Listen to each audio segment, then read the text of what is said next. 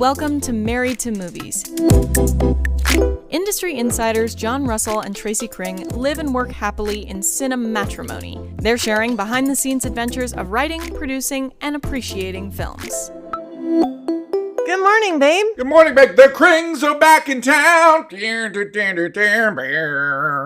Sing it with me. The Krings are back in town. No? I'm wearing this hat. You are. The reason I'm wearing this hat is... Or is that hat wearing you? Well, there is only a finite period of time. Yes. That I can wear this hat. Between maybe July 2nd and maybe July 7th is really about it. It's pretty late. And actually, I've never worn this hat this late. I've only worn it on July 4th. I don't know. Why didn't you wear it to the party last night? That would have been the perfect time to wear that hat. You think? Yeah. But see, I had a whole outfit for the party. You did. Yeah. And it looked good. Somebody said it looked like you were a newspaper. I'm not wearing pants! Oh, Lord. This is a no pants podcast! Tracy, show them. You're not wearing pants either! Something that I noticed this morning, which I was very impressed with, was you managed to match your underwear to that shirt. Well, thank you. Thank you. I appreciate it. I noticed that you did that. Hey. Okay, so we're so tired. And have you ever noticed that when you get so tired... You have really bad ideas. No, it's like you're drunk. Yeah, it's like being impaired. Yes, well, more impaired. Yeah.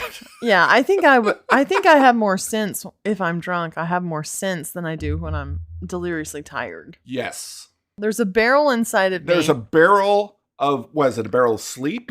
A barrel of energy? Energy. Barrel of energy. Okay. That comes from rest. It comes from rest. Right. It can only come from rest. Yeah, that comes from rest, right. Being rested, like feeling like all the systems in your body are functioning fairly properly. Correct. And that barrel had been depleted. Well, it was, and that barrel had dust in it. And then it was a little leaky for a while. And I had just gotten it built back up. And then last night. Right. Okay, so you're all probably wondering, why was my barrel depleted? What are they talking about? We did a very crazy thing. It was a crazy thing. We made a movie in Atlanta. We were hired to come and work with some wonderful female filmmakers. And the caveat, I love that word, caveat, was that it had to be done in 5 days. Yeah, a feature film. Feature movie. And I told the director. And it's not one of those like, well, it's 45 minutes, so it's a feature. No. Full feature, baby. Yeah, it was a full feature.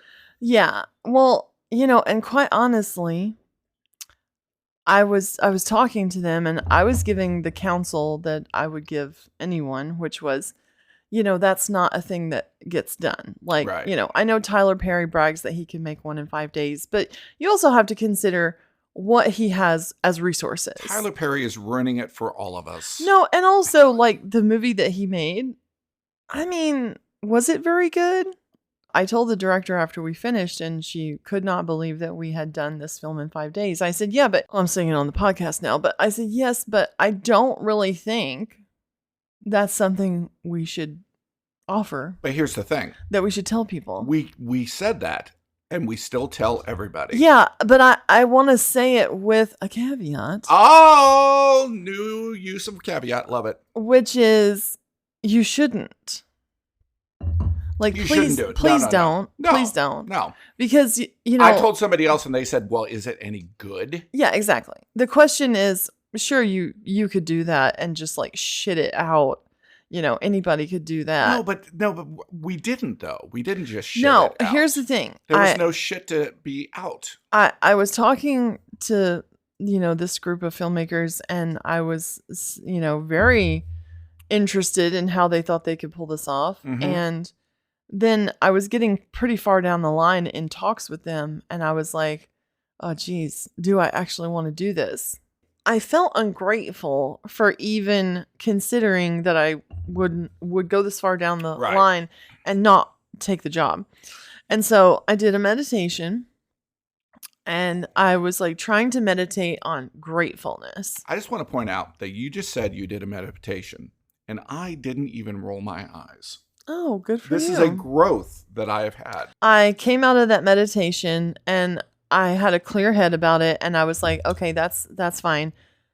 I have the freedom to choose to do this or not to do this. Right. And I was leaning towards not doing it. Yes.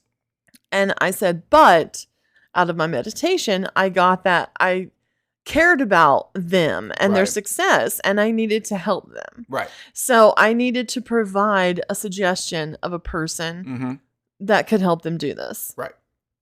And I was just sitting there thinking and running through the list There- of there- filmmakers in my head. There was no one. I mean, any filmmaker that we call and say, "Oh, by the way, you need to make a feature film. I have a in gig 5 for days. you if Yes. you want it. This here- is the stipulation. Here's the money, and go kill yourself for this project." Yeah, I mean, like, I was just thinking, like, I could call this one person, Mm-mm.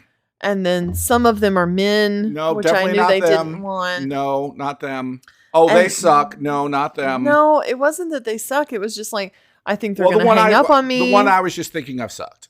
Oh, they're gonna laugh at me Yes. and say, "This is stupid. Get out of my way." Absolutely. So Rightly so. I Just like if sat- somebody would have called us and said that. well, and If you did not understand the situation. I'm just crazy enough, and how we started was making 12 films in 12 months. Right. That took 20 months. Right.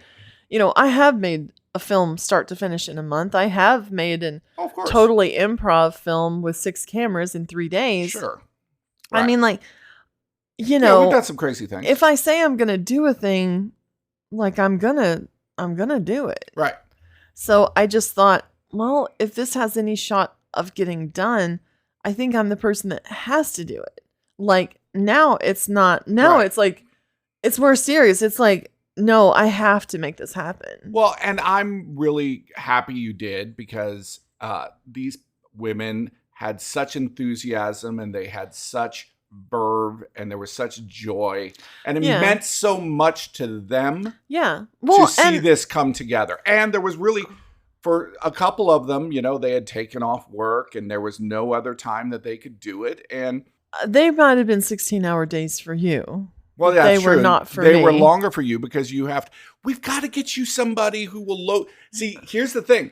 You won't trust anybody to load the footage for you. No, I don't. I really don't. So you're always going to have like a 2 or 3 hours at the end of the day. That's not Every time cool. I've had someone load my Yes. footage and my video and audio, Yeah. every time I've had that happen, somebody's fucked up. Yeah. And I just But isn't if it's gonna get fucked up, isn't I that need to fuck it isn't up. that fuck up worth you not having No. To lose a whole half day's audio? Oh, no. Jeez. I mean, For a section of my film to sound like shit? No. okay, there's got to be a better way to do this. And I also can't trust the person because sometimes people screw up and they freak out and they just disappear. Yeah, that did happen. Yeah. That did happen. So and we're like, where did they go? And then you found out that they had fucked up, and it was like, oh, that's where they went. I did give that particular person a stern warning that I would beat the shit out of them if they fucked up my files. Okay. My tired, barrel was pretty depleted. Right, It right. took about a week. Oh man. Yeah. I it was got like crazy. 3 hours of sleep a night. Yeah. I mean, And I was like, okay, am I tired? Because we used to work insane hours on films. sure. Just like Sure, of course. 3 days in a row working on a No, film. on our movie Little by Peep, I remember falling asleep on the stairs on the way up. Yeah. From an all-night You shoot. couldn't even walk into the house. No, You I fell asleep couldn't. on the stairs. No, I did. And we would be lucky to get 2 hours of sleep. Mhm. But and on some films I've had to literally stay awake to wake you up while you were driving. Mhm. That's happened several times. Once Yes. in a snowstorm. So I was like, well, is it my age? Because I'm approaching 50 now, and I'm like, I'm is past 50. this just an age thing? And I looked at another woman on my crew, and she's like, I don't know, 24, 25, maybe not even that old. And she was like, I literally saw her stumble over her own feet. She was so tired. So the party yesterday. This is a party where I play in a band. I've done it for 5 years, Yeah, 6 years. 5 or 6 years. I don't know. It happens same time every year. First week of July. First week of July. And first Saturday of July. It is you have to prepare for it. You have to do rehearsals. Do rehearsals. You got to learn a bunch of new songs. Researching what dishes I want to bring because I want to bring something really good. Always want to bring something Southern, something that people are going to be talking about. You want to be the talk of the party. Yeah. Well, and I like to bring things like in the North, right. For the Yankees. I like to bring like a very Southern dish. You brought preacher potatoes. Yeah. Some might call them funeral potatoes. The Midwest, you might call them party. Them funeral potatoes? Yeah. I'm glad that's not what we called them. Well, in the Midwest, you might call them party potatoes. Party potatoes.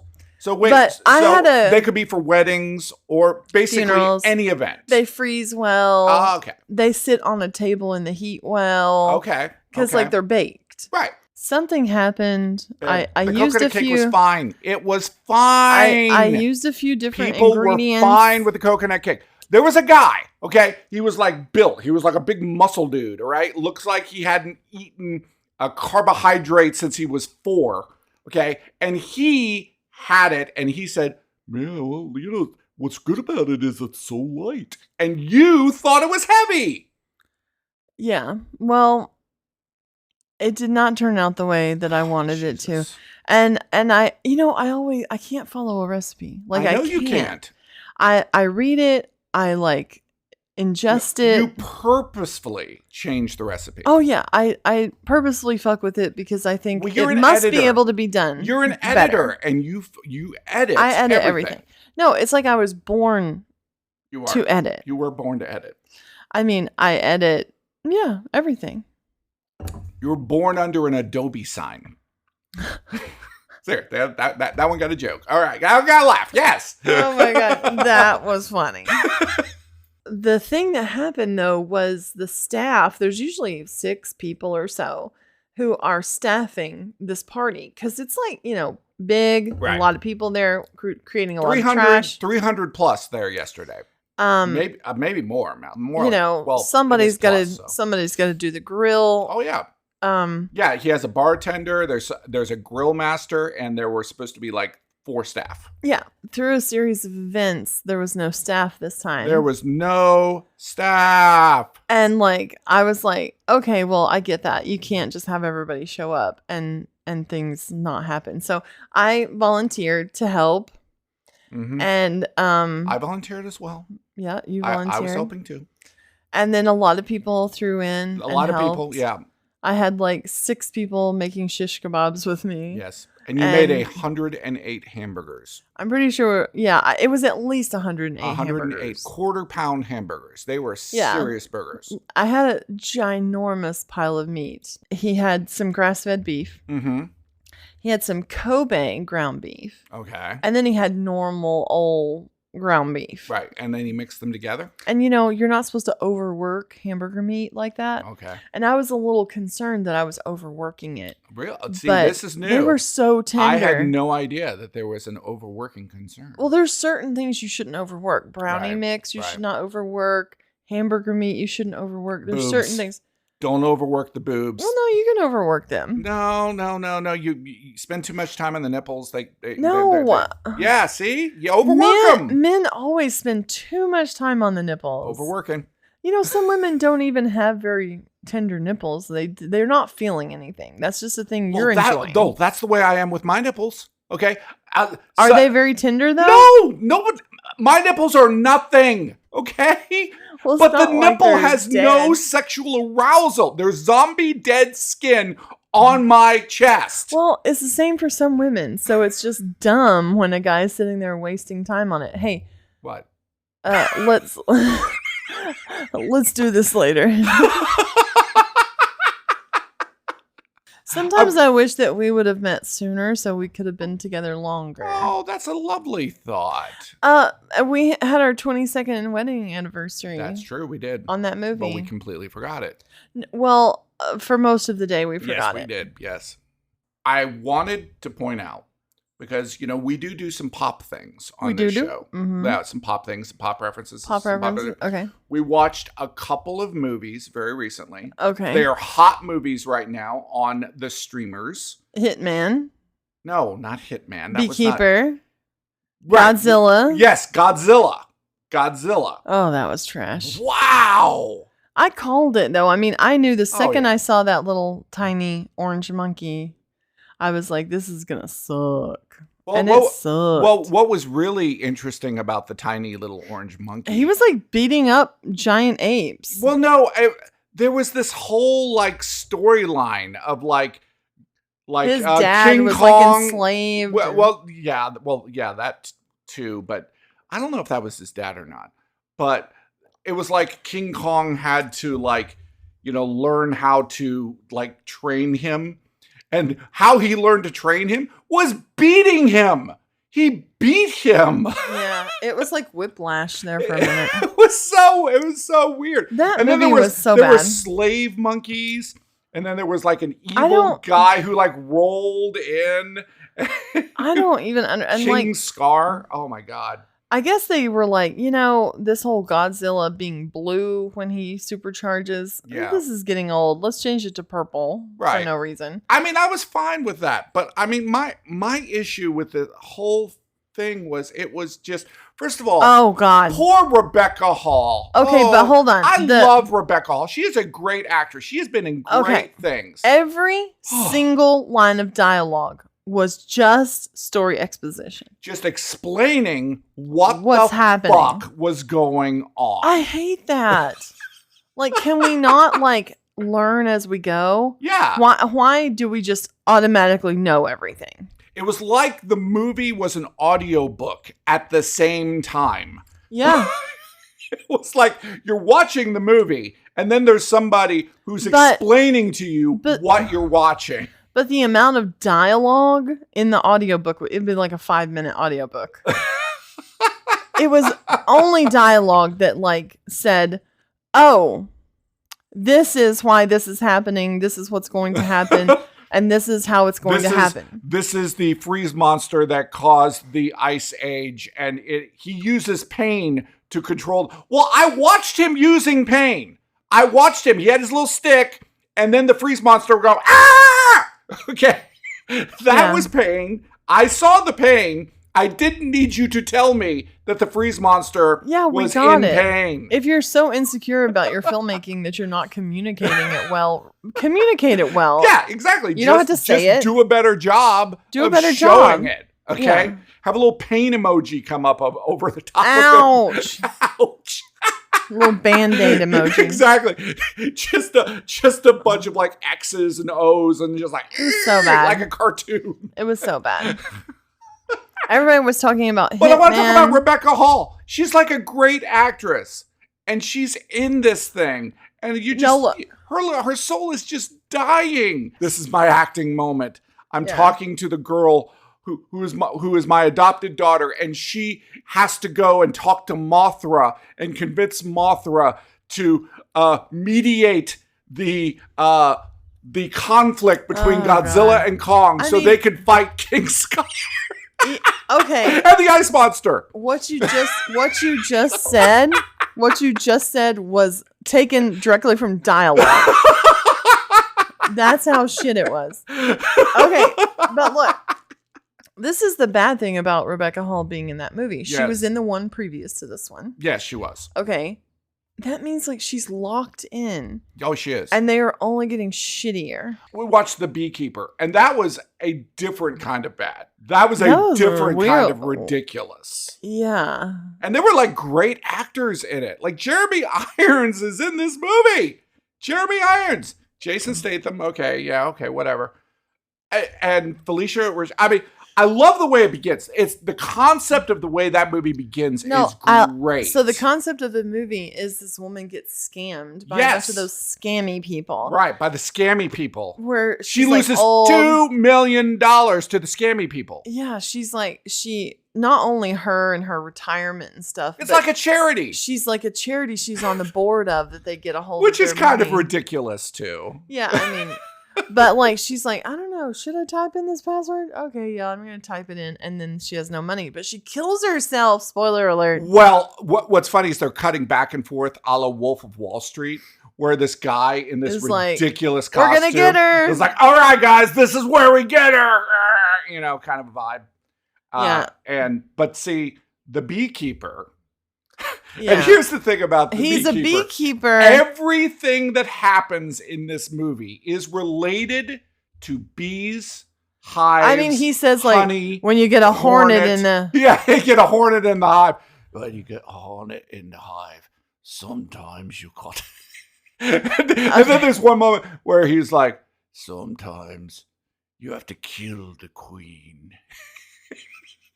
Any of these movies are watchable. Oh, sure. With popcorn. Yeah. And just to laugh at. Yes. You know, so in that context, they are fun. They are entertainingly stupid. Yeah. It's like watching the A-Team. It is now time for the return of our series, reading from the script, Origian. What, Tracy? What are you looking at me like that for? Because I'm really hot and I don't want to do it. No, well, we have to do it, babe. Okay. That's part of this. Okay. Well, okay. Last time. I don't remember what happened last time. Well, I'll tell you this. We are about to we're about to go to space. We're about to go into outer space, folks. That's exciting. That is exciting. Let's okay, go to get ready. Interior, Emmeline's room, day. A tonal voice comes through the public address system. Emmeline is packing the last of her personal items that she's allowed to take. Good morning, travelers. Today is the day. Your lifelong journey starts now. Please inspect biopurity suits before dressing. Oxygen scrubbing will be in effect. Bus A is identifying males, and Bus B is identifying females. Both will leave at 11 a.m. Only pack that which is beneficial to your mission and your happiness. They will be press en route, but we ask that you not engage with them unless you have been designated as a representative of the Ascension Project. Today is a great day. Emmeline finishes packing her small bag. On a whim, she sticks her ocean light in. Originauts are all coming out of their rooms dressed identically, wearing their protective gear and carrying bags. Exterior, Origian Headquarters Day. Originauts are lined up and get on the bus. Interior, bus day.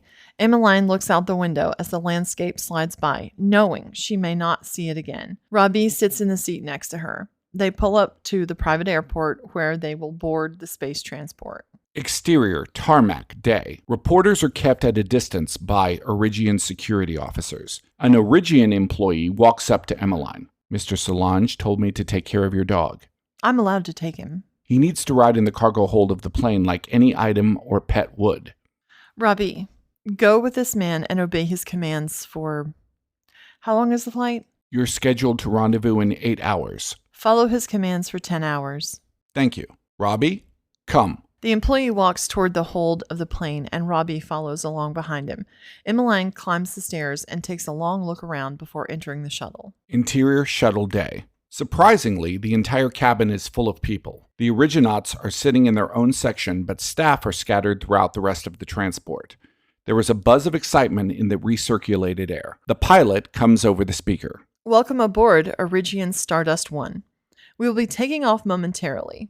If this is your first flight outside the atmosphere, know that we will be traveling between Mach 3 and 5. That's before we engage our secondary drive. If you feel sick or have any discomfort, please inform one of the stewards.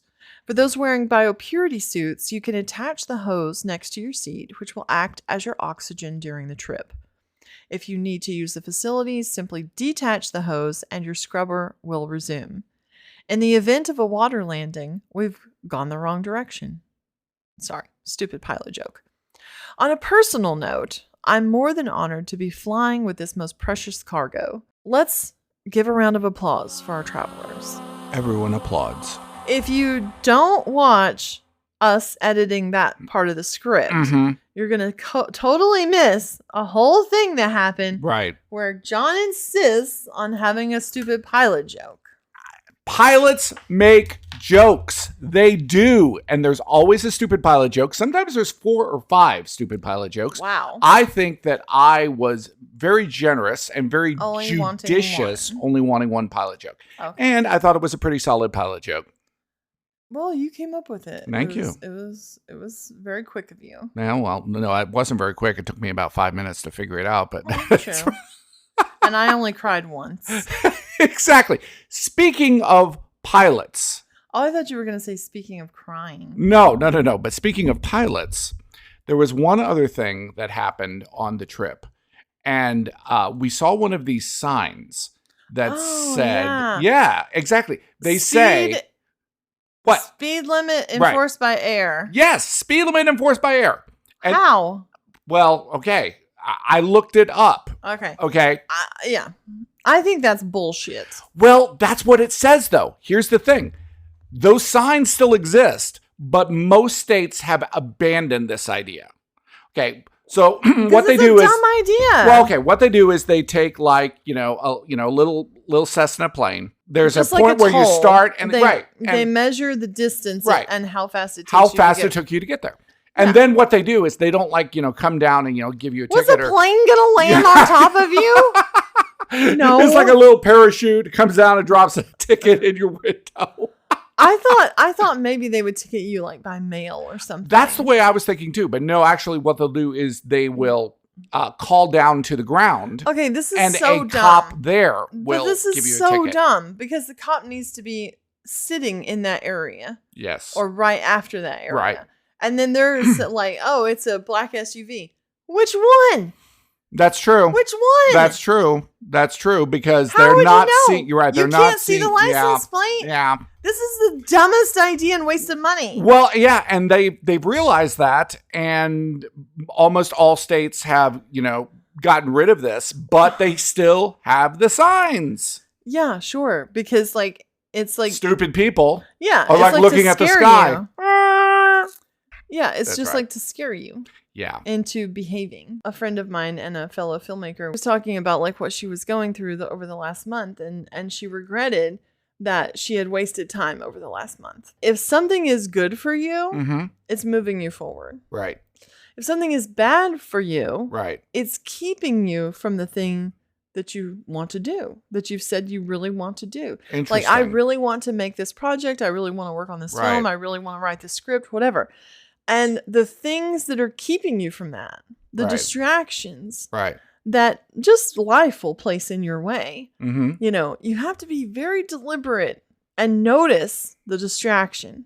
How do you identify what is a distraction and what is just laziness on your part? Well, and you could be using the distraction as a reason to be lazy. Right. You started writing a new script, and I challenged you to write on it for every day for 2 hours or something.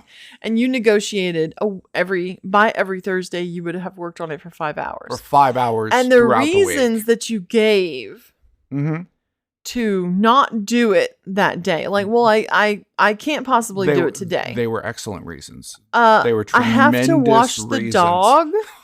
Does the dog need washed? Yes, the dog needs washed. Look, there are things that are going to last. He's walking around and he's sticky and smelly. And you know what? That can happen after you do the task that's more important. If you prioritize your art. I think it was more important to the dog. Okay. He doesn't care about my And you've also had a whole week to do it. Oh, well. And that day was the day that it absolutely had to be done. That's like the classic lazy. That's like the classic 1950s thing. Do you want to go out on Friday? I have to wash my hair. Yeah. No, that's just lazy. I have to wash my hair. Is that different than taking a shower? Yes. Back then. Yes. Okay. So it was like a whole thing. Oh, it was a whole thing. Okay, so people have stopped washing their hair? Well, in that way. You would not, you would often wash your body and not your hair. Oh. Washing your hair means that you're doing a specific routine. You're going to be drying it specifically, rolling it, setting it, fixing it, and then you're wearing a hairnet to bed. Oh, It this was is like, that. Oh, this is like the pink ladies, Like in Greece kind of a thing. only old Okay. ladies do this anymore, Okay. pretty much. Okay. But it's like, yes, it was a whole thing. So I was having a conversation with this same filmmaker, Okay. and I was talking to her about the importance of networking. Yes. And then Ozzy and you come in and tell the story, and I turn to her and I go, this is the most quintessential example of networking I've ever heard. So I'm walking by. Ozzy grabs me and he goes, do you remember you and I met at some networking event like a few months ago? I'm like, in the city. right. And I'm like, okay, sure we did. Right. And he goes, and you told me about this party and you told me about this guy, this keyboard player who plays at the party. Right. So then he's working his job and Verizon. The keyboard player comes into his work. Right. And he recognizes him. Yeah. And he's like, striking up a conversation. Yeah, by the way, this guy told me about this party and he told me that you play it. Mm-hmm. And the keyboard player brings up the fact, also in his conversation, I think he had told him that, he was involved in like social media and, all this type of stuff. And he gives him a job. So this guy gives him a job. The guy that Jon met in a networking event and told about this party is now working with the guy that he heard was at the party. And then the musician, knows that a neighbor is starting a studio. Right. And then he refers Ozzy to this guy. Right. And then he's sitting there talking to the guy, helping him build the studio. And the guy says, yeah, we're having this party. You should My come. dad is having this party. And then he's like, wait, this is the party. Right. That this guy he said like, a pink cowboy suit. Pink cowboy suit. And it goes and it circles back around. And here then he he's is, at the party. And he sees me. Yeah. It was crazy. I mean, that is networking. Well, and I told him. And he did a brilliant job of taking a piece of little information, a little breadcrumb that I gave him. Yes. And he followed it full circle. He fully consumed that and got as much out of that as he possibly could. That is good networking. Mm-hmm. And he was wearing a really cool outfit. And then he said, my wife picked it out. And you were like, there you go. Good wife. The good wife. That's what good wives do. I don't. You let me not wear pants today, though. So is that what good wives do? Yeah. Nice. You think that's for you, but it's for me. Oh, yeah. You have really nice legs. Oh, thank you. They are the legs of a 1960s swimwear model. They yes, are. They are. I don't know. You could be a female leg model. Sexy girl. Yes, I am. From my waist down, I'm like Bridget Bardot. I don't think the waist. Well, no, but below the happy place. Groin down. Yeah. Like thigh, high thigh. Below down. my happy place, I'm Bridget Bardot. Yes.